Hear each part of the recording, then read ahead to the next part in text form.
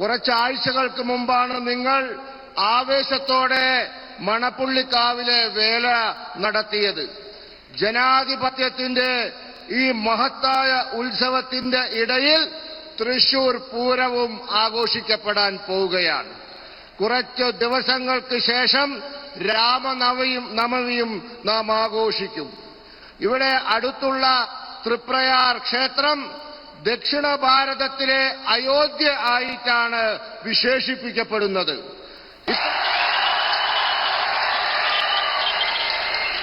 वड़कुमनाथन, त्रिपायर रामास्वामी मंदिर और गुरुवायूर मंदिर की इस पावन भूमि को मैं प्रणाम करता हूं। कुछ ही समय पहले मुझे त्रिपायर रामस्वामी मंदिर और गुरुवायूर मंदिर में दर्शन के लिए आने का सौभाग्य मिला था और आज मैं एक ऐसे अवसर पर आलतूर आया हूं जब चैत्र नवरात्रि का पावन पर्व चल रहा है। इस समय केरला में नए वर्ष का विशु का उत्सव मनाया जा रहा है। कुछ सप्ताह पहले ही आप सभी ने यहां धूमधाम से मणापुल्लिकावु वेला भी मनाया। लोकतंत्र के इस महापर्व के बीच त्रिशूर पुरम पर्व भी मनाया जाएगा। कुछ ही दिनों में रामनवमी का पर्व भी आने वाला है।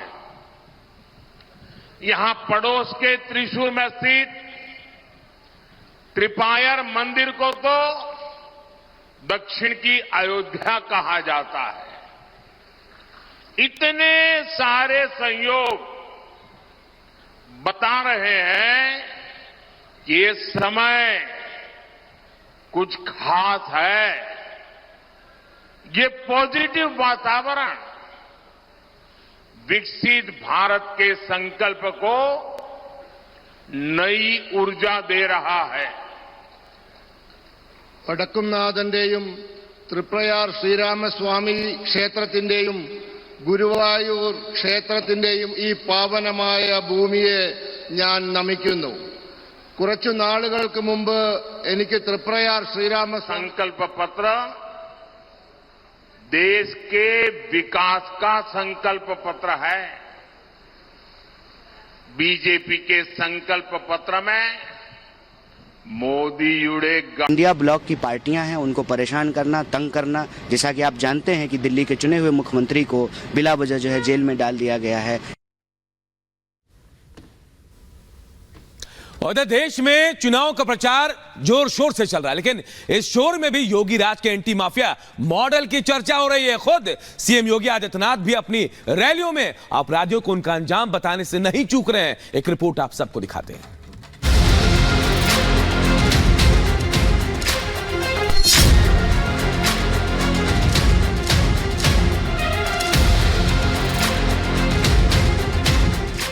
सीएम योगी की चुनावी हुंकार। दंगा करते हैं तो तुरंत पकड़ करके उल्टा लटका कर नीचे मिर्च का झोंका लगा दिया जाता है कि हमेशा के लिए भूल जाए। माफिया पर पड़ रही कानून की मार। जेल में या जहन्नुम में बदमाशों की सीट फिक्स। उत्तर प्रदेश के मुख्यमंत्री योगी आदित्यनाथ चुनावी मंचों से अपराधियों को खुली चुनौती दे रहे हैं। योगी जहां कानून के शिकंजे में फंसे माफिया और बदमाशों का उदाहरण दे रहे हैं, तो दंगा करने वालों का हश्र भी लोगों को बता रहे हैं। उत्तराखंड की धरती पर चुनावी रैली को संबोधित करते हुए योगी आदित्यनाथ ने हाल फिलहाल में यूपी में अपराधियों के खात्मे की कहानी सुनाई। हरिद्वार लोकसभा सीट के लिए रुड़की में सभा करते हुए योगी आदित्यनाथ ने कहा कि कानून के खौफ से बदमाशों का राम नाम सत्य हो गया है। अब तक बेटी और व्यापारी की सुरक्षा 17 के पहले यूपी में खतरे में थी, लेकिन 17 में जब आए हमने कहा देखो सुधर जाओ भाई, सुधरोगे नहीं तो गफलत में मत रहना कि जेल जाएंगे, जेल के पहले जहन्नुम पहुंचा देंगे। और बहनों और भाइयों आपने देखा होगा, यानी कुछ तो भाई जो आम श्रद्धालु है उसके लिए भगवान राम का मंदिर है, उसके लिए जय श्री राम, लेकिन जो कानून को नहीं मानेगा उसका राम नाम सत्य है भी तय है।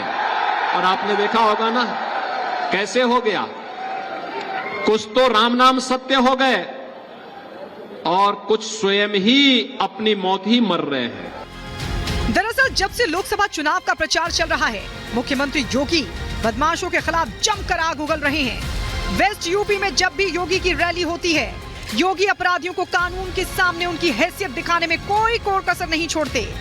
कैराना में योगी आदित्यनाथ ने कहा कि दंगाइयों को उनकी सरकार ने उल्टा लटका दिया है। पहले माफिया सिर चढ़ करके बोलते थे, कैसे माफिया सिर चढ़ करके बोलते थे, छोटी छोटी बात को ले दंगा होता था। आज देख रहे होगे दंगा करने वाले भूल ही गए, दंगा भी कभी होता था। उल्टा लटका दिया जाता है उनको। दंगा करते हैं तो तुरंत पकड़ करके उल्टा लटका कर नीचे मिर्च का झोंका लगा दिया जाता है कि हमेशा के लिए भूल जाए। और अगर किसी निर्दोष व्यापारी और बेटी के साथ कोई दुर्व्यवहार करता है तो बहनों और भाइयों उस समय उसकी क्या दुर्गति की जाती है, ये भी आपने देखा होगा। बीजेपी के लिए चुनाव प्रचार करते हुए योगी आदित्यनाथ फुल फॉर्म में हैं। योगी अपने सरकार के विकास के कामों की गिनती कराते हैं, लेकिन उनके भाषण का अंत कानून व्यवस्था को लेकर उनके कड़े रुख पर ही होता है। उत्तराखंड के हल्द्वानी में भी योगी आदित्यनाथ ने कहा, अब नो कर्फ्यू, नो दंगा, सब चंगा। एक तरफ पिछली सरकारें कर्फ्यू लगाती थी, दंगा पॉलिसी के लिए कुख्यात थी। आपने दूसरी तरफ देखा होगा पिछले आपने देखा होगा यूपी में पिछले 7 वर्ष में कोई दंगा नहीं हुआ।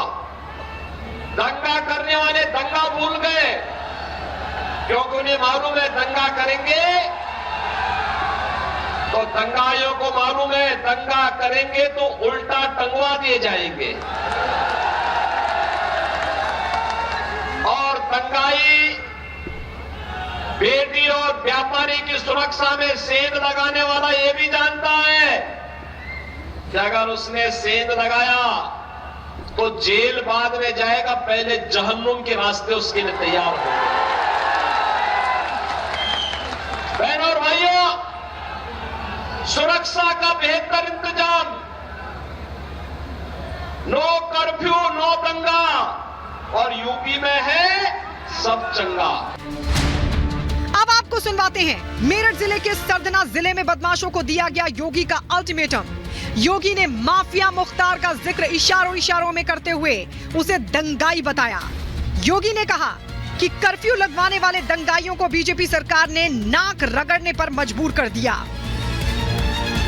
आप देख रहे होंगे जिनके नाम से ही लोग कर्फ्यू जैसा माहौल होता था, आज उनकी दुर्गति क्या है हर व्यक्ति देख रहा है। इन माफिया और अपराधियों की स्थिति क्या है आप रोज सोशल मीडिया के प्लेटफॉर्म को उठा करके देखते होंगे। एक दुर्दांत माफिया ऐसा भी था। बहनों और भाइयों, जब समाजवादी पार्टी की सरकार के समय चलता था तो मुख्यमंत्री हो या मुख्य न्यायाधीश, इन सब के काफिले रुक जाते थे और माफिया का काफिला निकलता था। और जब हमने कार्रवाई की उस माफिया के खिलाफ और उसको रगड़ करके कोर्ट के सामने प्रस्तुत किया तो उसकी पैंट गीली हो गई थी। मुरादाबाद में भी योगी ने अपराधियों को उनके अंजाम तक पहुंचने का दावा किया। योगी ने कहा कि बदमाश या तो जेल में हैं या जहन्नुम में पहुंच गए हैं। कांग्रेस हो, सपा हो, बसपा हो, इनके एजेंडे में विकास नहीं था, गरीब कल्याण नहीं था। आस्था के साथ खिलवाड़ करना ये अपना जन्मसिद्ध अधिकार समझते थे। माफिया और अपराधी को अपने गले का हार बना करके ये लोग प्रदेश की जनता पर, बेटी की सुरक्षा पर, व्यापारी की सुरक्षा पर सेंध लगाने का कार्य करते थे। ये बीजेपी की सरकार जो बोलती है वो करके दिखाती है। आज आप देखते होंगे माफिया या अपराधी या तो जेल में है या जहन्नुम में है। आपको बता दें, वेस्ट यूपी में कानून व्यवस्था एक संवेदनशील मुद्दा रहा है। बीजेपी का आरोप है कि एसपी बीएसपी की सरकारों ने बदमाशों को संरक्षण दिया था, लेकिन योगी सरकार बनते ही ऐसे अपराधियों को कानून के शिकंजे में लाया जा रहा है। योगी सरकार अपनी इस उपलब्धि को लोकसभा चुनावों में भुनाने की कोशिश कर रही है, तो खुले मंच से अपराधियों को भी सुधर जाने की चेतावनी दे रही है। Bureau report, Republic Bharat.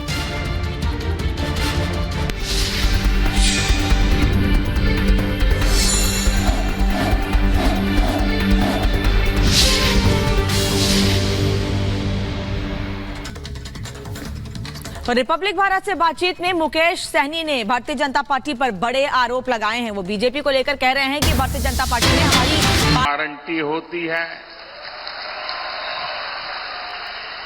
Ayushman Bharat के तहत केरला के 73 लाख से ज्यादा लाभार्थियों को आर्थिक मदद मिली है। अब बीजेपी ने घोषणा की है कि 70 ईयर्स से अधिक आयु के सभी सीनियर सिटीजन्स को आयुष्मान योजना के तहत फ्री मेडिकल ट्रीटमेंट मिलेगी और यही मोदी युडे गारंटी। मोदी युडे गारंटी यानी पीएम आवास योजना में गरीबों के लिए 3 करोड़ नए घर बनेंगे, नए आवास बनेंगे। यहां केरला में भी हजारों गरीबों को नए घर मिलेंगे।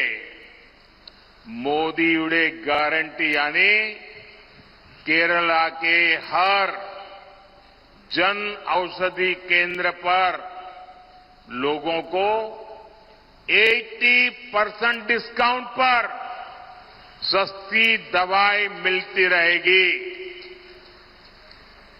Medicine with 80% discount. मोदी युडे गारंटी यानी हमारे युवाओं को मुद्रा योजना में अब 10 लाख की जगह 20 लाख रुपीस का सपोर्ट मिलेगा। സുഹൃത്തുക്കളെ, ഇന്നലെ വിഷുവിന്റെ പുണ്യദിനത്തിലാണ് ബിജെപി തങ്ങളുടെ പ്രകടന പത്രിക പുറത്തിറക്കിയത്. ബിജെപിയുടെ പ്രകടന പത്രിക രാജ്യത്തിന്റെ വികസനത്തിന്റെ കാര്യപരിപാടിയാണ്. ബിജെപിയുടെ പ്രകടന പത്രികയിൽ മോദിയുടെ ഗ്യാരണ്ടിയുണ്ട്. കേരളത്തിലെ ആയുഷ്മാൻ ഭാരത് പദ്ധതിയിലൂടെ 73 ലക്ഷത്തിലധികം ഗുണഭോക്താക്കൾക്ക് സാമ്പത്തിക സഹായം ലഭിച്ചിട്ടുണ്ട്. ഇപ്പോൾ ബിജെപി വാഗ്ദാനം ചെയ്തിരിക്കുന്നു, ഇനി മുതൽ 70 വയസ്സു കഴിഞ്ഞ എല്ലാ മുതിർന്ന പൗരന്മാർക്കും ആയുഷ്മാൻ ഭാരതിലൂടെ സൗജന്യ ചികിത്സ ലഭിക്കുമെന്ന്. ഇതാണ് മോദിയുടെ ഗ്യാരണ്ടി. മോദിയുടെ ഗ്യാരണ്ടി എന്ന് പറഞ്ഞാൽ പാവങ്ങൾക്ക് പ്രധാനമന്ത്രി ആവാസ് യോജന പ്രകാരം 3 കോടി വീടുകൾ നിർമ്മിക്കും. ഇതിൽ കേരളത്തിലെ പാവപ്പെട്ട ആയിരങ്ങൾക്ക് പുതിയ വീടുകൾ ലഭിക്കും. മോദിയുടെ ഗ്യാരണ്ടി എന്ന് പറഞ്ഞാൽ കേരളത്തിലെ ജന ഔഷധി കേന്ദ്രങ്ങളിൽ നിന്നും ജനങ്ങൾക്ക് 80% കിഴിവിൽ മരുന്ന് ലഭിക്കുമെന്നതാണ്. മോദിയുടെ ഗ്യാരണ്ടി എന്ന് പറഞ്ഞാൽ ആയിരക്കണക്കിന് യുവാക്കൾക്ക് ഇനി മുതൽ 10 ലക്ഷത്തിനു പകരം 20 ലക്ഷം രൂപ മുദ്രാ പദ്ധതിയിലൂടെ സാമ്പത്തിക സഹായം ലഭിക്കുമെന്നതാണ്. साथियों, बीजेपी ने अगले 5 इयर्स के लिए